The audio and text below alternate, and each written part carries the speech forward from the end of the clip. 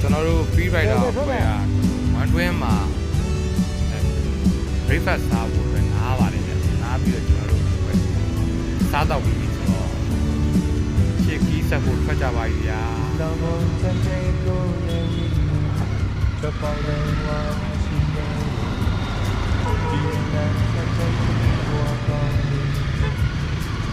Yeah.